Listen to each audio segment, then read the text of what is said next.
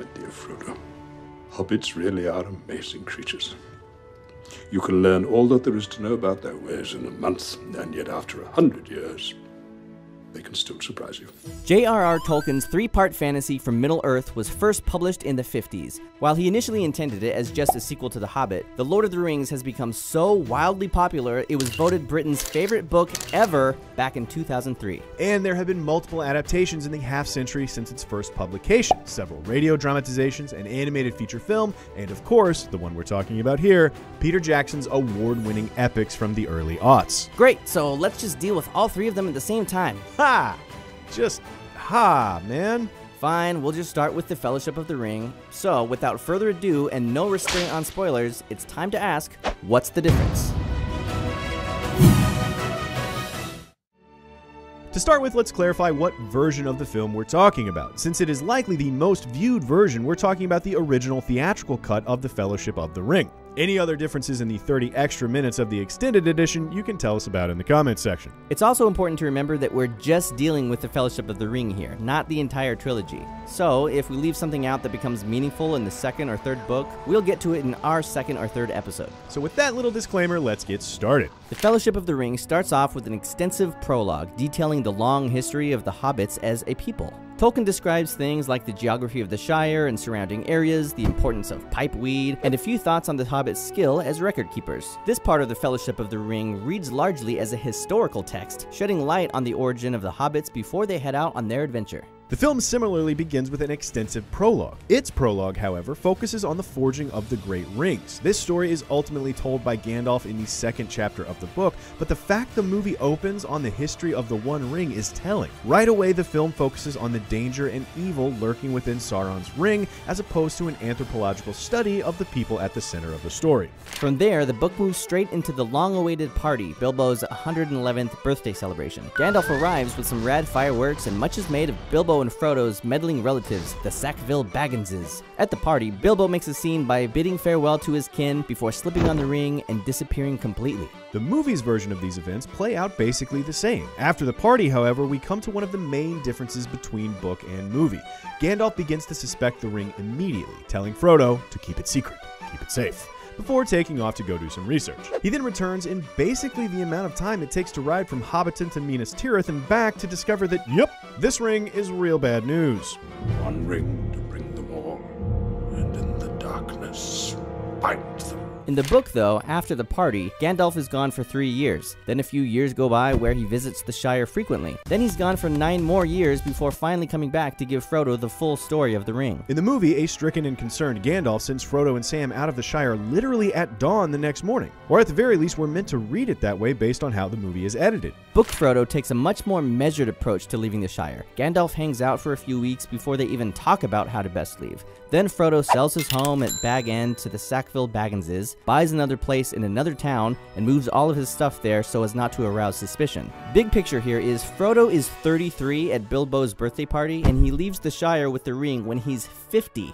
That means 17 full years go by before any action is taken to destroy the ring. The movie follows Frodo and Sam's departure with a quick montage of them walking across the countryside, with shots beginning at dawn, progressing through the day, and wrapping up towards dusk, implying just one more day has passed. And it's played as though it's within the next day that they run into Merry and Pippin, then evade the Black Riders, making it to Bree and the Inn of the Prancing Pony later that night.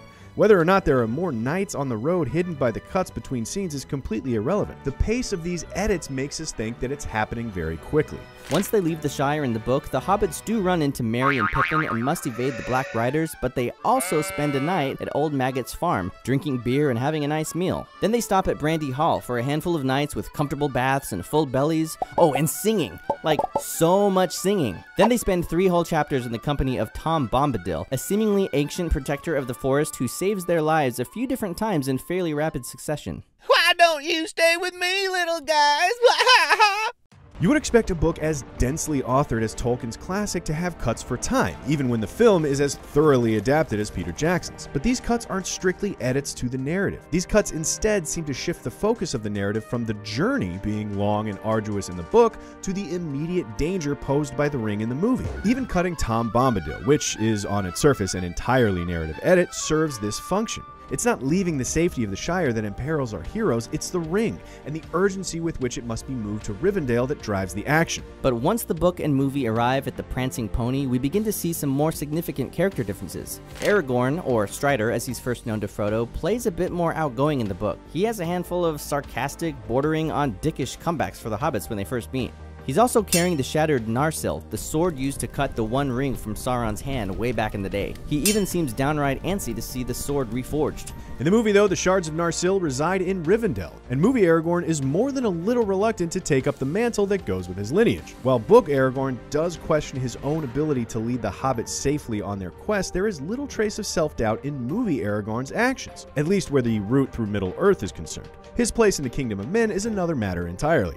After teaming up with Strider, the hobbits evade the Black Riders and Bree once again. They take their time heading back into the wild, and when they do, it's in full view of half the town. The movie uses a wide shot of Bree in the pre-dawn hours, with the hobbits hustling up a hilltop to imply a sneaky and immediate exit. And again, when Frodo is stabbed on Weathertop, he's not immediately incapacitated like he is in the movie. Instead, Aragorn and the hobbits travel with the still functioning Frodo for 9 days. Then an elf named Glorfindel finds them and guides them through the wild towards Rivendell for 2 more days before the ring wraiths catch back up to them.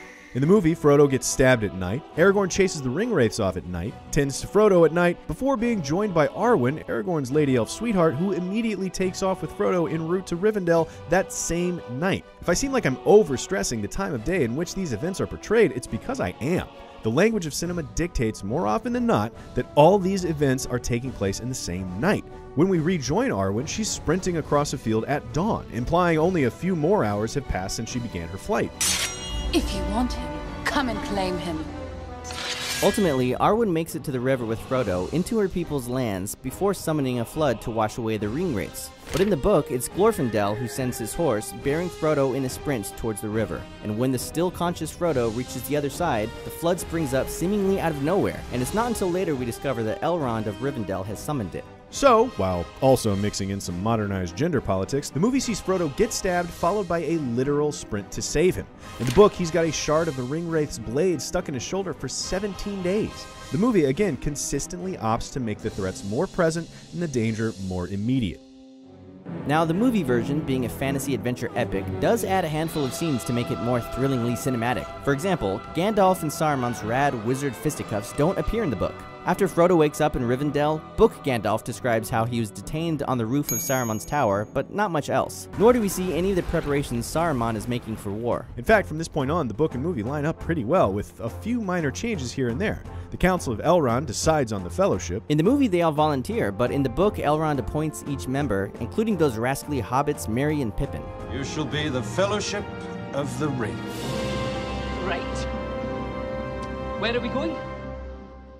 Before the Fellowship ever sets out, Narsil is reforged by the elves of Rivendell, and Aragorn renames it Andurin, the Flame of the West. In the movies, Narsil isn't reformed until much later, but, like we said, we're just covering the Fellowship of the Ring in this episode. Either way, once they set out from Rivendell, Gandalf outlines a route that lasts 40 days, in a rare reference to a lengthy passage of time in the movie. But even then, they run into birds that are spies of Saruman, which quickly causes them to change their plans and attempt to cross Carados. So there's still a sense that they've only been traveling for a few days before they are turned back by snow and falling rocks. In the movie, the snow is caused by Saruman, as opposed to just the naturally inclement weather on the mountain. This is another addition that places Saruman's villainy more front and center in the movie than it is in the book. After failing to cross the mountain, they make for the mines of Moria, a trip on screen that takes no time at all. The journey from the top of Carados to the entrance of Moria in the book is much more eventful. The Fellowship is attacked by wargs, and Gandalf even uses some pretty boss-sounding magical fire to fight them off. The decision to cut a nighttime ambush around a campfire may have been difficult, but even a cinematic fight scene involving pretty boss-sounding magical fire would have slowed the pace of the movie. Either way, in both book and movie, they're forced forward into the mine by a gnarly squid kraken-looking thing. Gandalf says it's a 4-day trip through Moria, and that may or may not have been the case. The events depicted in the Dark of Moria, where you can't tell day from night, seem to have taken 2 or 3 full days in both the book and movie. So the trip through Moria, culminating with the now iconic "You shall not pass" scene on the bridge of Khazad-dûm, are basically the same. And so is the now Gandalf-less Fellowship's trip through Lothlorien afterwards. Lady Galadriel lets the Fellowship rest in Lothlorien, shares a terrifying vision in her mirror with Frodo, and then turns down his offer to give her the ring in a, well, not terribly subtle way. All shall love me. Then, after leaving Lothlorien and the elves behind on the river, the Book Fellowship's journey takes a few days, even having to fend off a pack of orcs and a Nazgul flying on his huge dragon Fellbeast thing before finally reaching the waterfall. The movie sees the Fellowship go ashore for the first time at the edge of the falls after an uneventful but scenic float. It's not until after Frodo's confrontation with Boromir, which in both book and movie proves that Boromir is lost to the ring's influence and Frodo decides to strike out on his own, that they are beset by orcs that ultimately kill Boromir and make off with Merry and Pippin. The book wraps up with Frodo putting on the ring, disappearing completely, and sneaking off into a boat to continue his journey alone. Unlike the movie, where he has a soul-searching conversation with Aragorn, none in the party know that Frodo is taking off. Sam figures that Frodo would be heading to the boats, then almost drowns trying to join him, just as he does in the movie. As of the final pages of the Fellowship of the Ring, Boromir is alive and Merry and Pippin have not been kidnapped. So does that happen at the beginning of the Two Towers? I mean, probably. To be honest, I'm reading these for the first time as they're doing these episodes, so hang on, let me skip ahead. Oh yeah, totally. Like 2 pages in. Okay, so the end of the Fellowship movie borrows from the first 2 pages of the Two Towers book. But again, the big difference with the Fellowship of the Ring versions is the pace. The book covers almost 20 years, while the movie seems to take place over the course of a couple of weeks. Whether it's literally supposed to be less than a month's worth of journeying or not, the effect is felt. The danger posed by the ring in the film is nipping at the Fellowship's heels from the opening prologue to the parting of the ways. Okay, so while you were talking just now, I read a little further ahead, and dude, check this out. Nope. First 2 pages is all the Two Towers they're getting. Ah, man. Make sure to subscribe to Cinefix so you don't miss the rest of the Two Towers installment of our journey through Middle-earth, right here on What's the Difference? No, nessuno può lanciare un nano! No, la barba no!